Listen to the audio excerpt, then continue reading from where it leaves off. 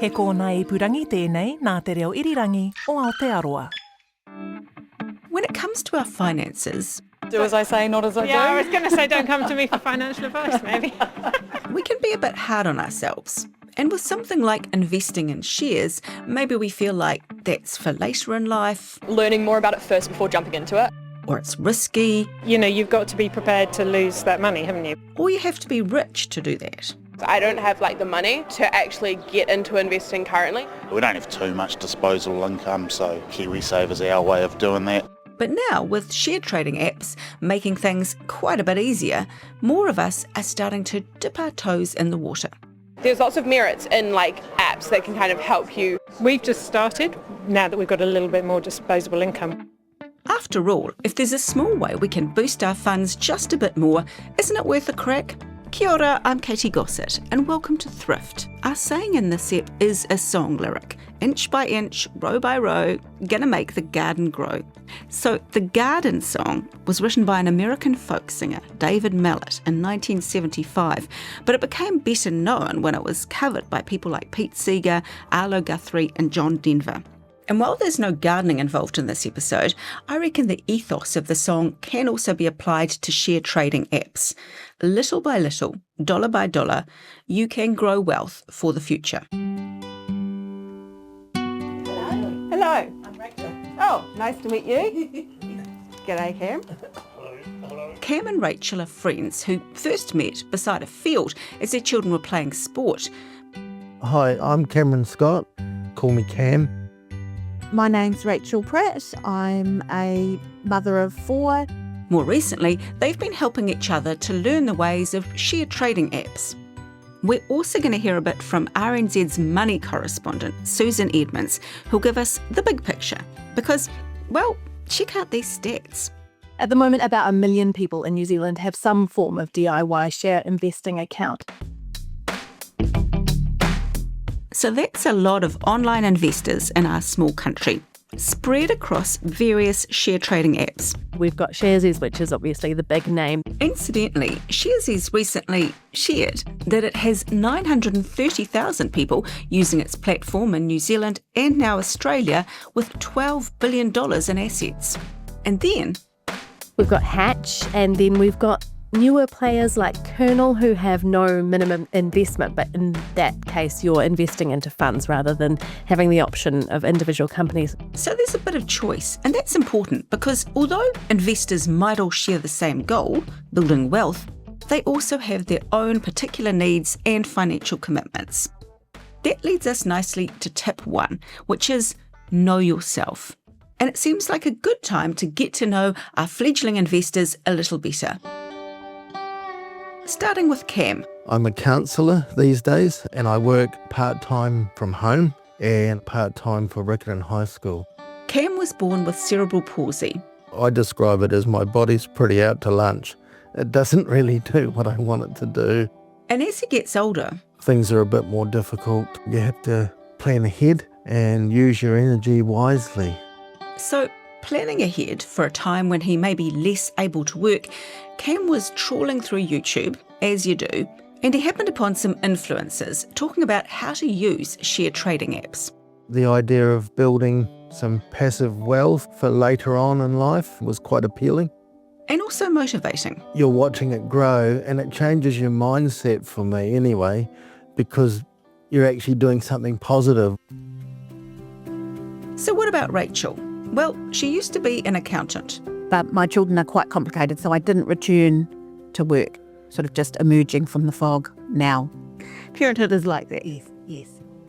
30 odd years ago, or as Rachel puts it, Back when we were double income, no kids, she used to buy shares, but it was a pricey business with brokerage around $30 for one transaction. so you had to buy a lot to justify the $30. It also meant you were likely to just buy one type of share. So the apps now have really been a game changer in the volume that you can buy. Now she has less money, but the apps mean she can still put little bits aside towards growing her children's future and hopefully teaching them a bit about how to use money. There's only so many times you can go to the mall. Instead of buying the frappe or whatever, This is instead of consumption. And as she tells her kids, the Share app is kind of tangible evidence that your money is working for you. Because you do want that feedback that you've got something there. The frappe is gone, but your shares are still there. Which is actually a great slogan to put on a t-shirt. I'd wear that. In fact, Susan says people are using share trading apps to save for a range of goals. I've talked to people who are building up a house deposit in Sharesies and just putting money aside on top of their KiwiSaver. Others might just want to feel like they're getting ahead. People just wanting to have a bit of investment tracking along in the background just to feel that they've got more wealth overall.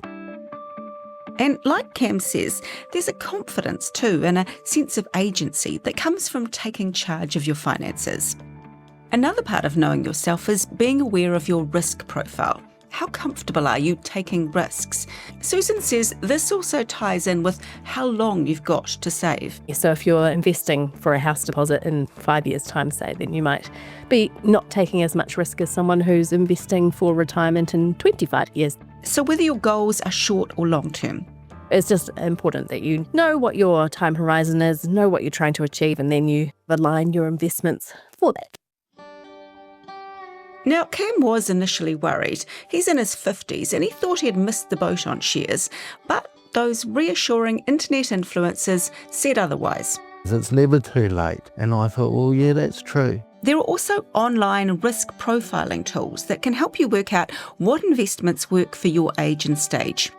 Then there's the small matter of how much you're prepared to invest. For me, it's only $10 or $20 a week. But he's still thinking strategically about where he puts his money.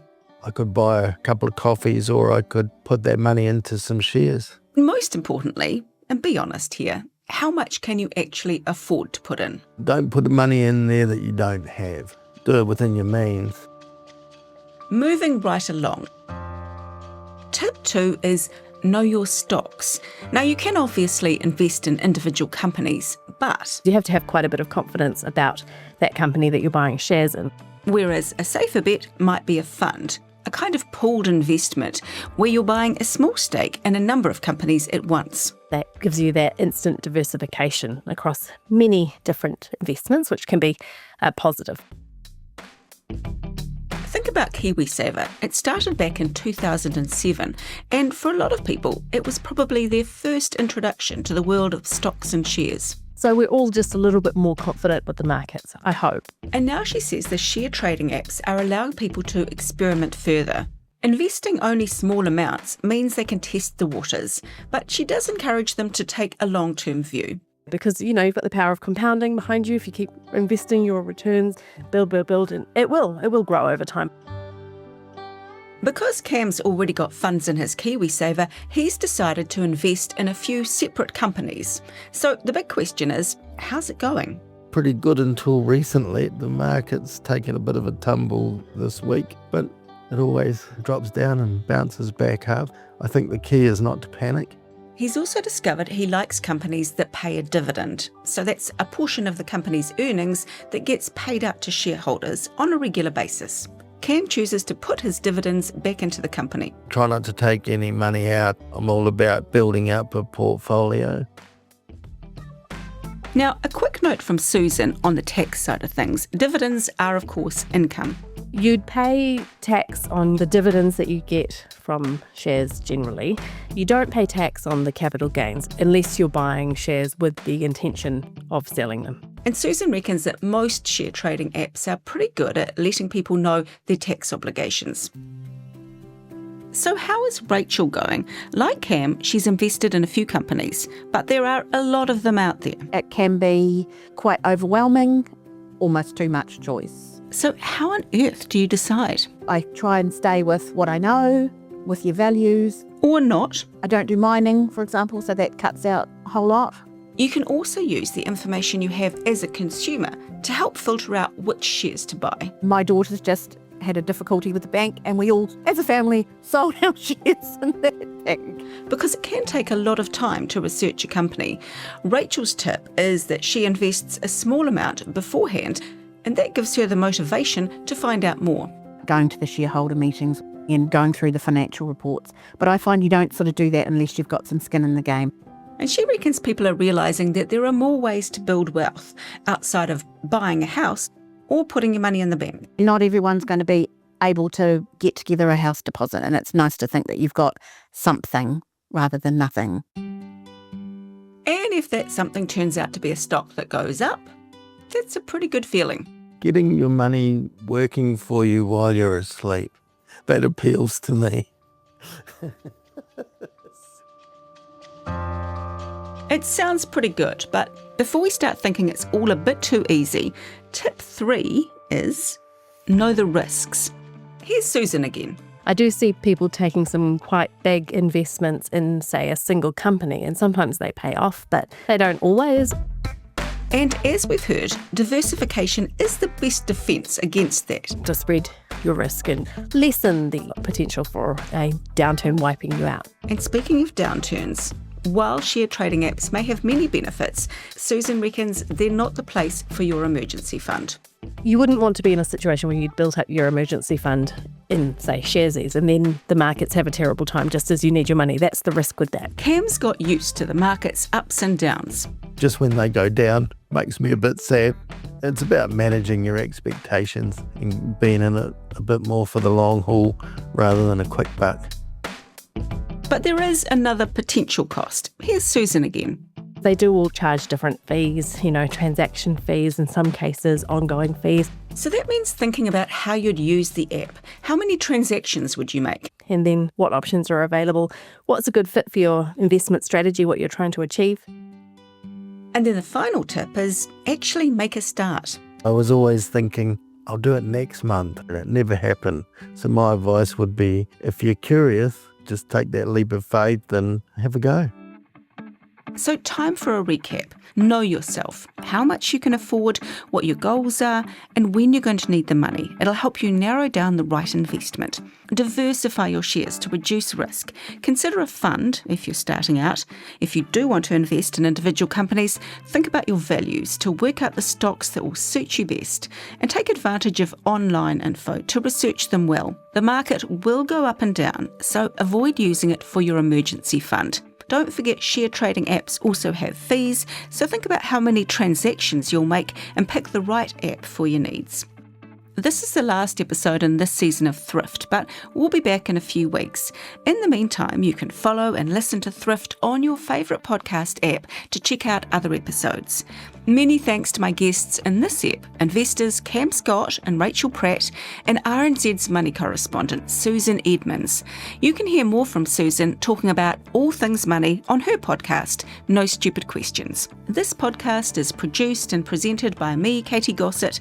It's mixed by Chris Wethy.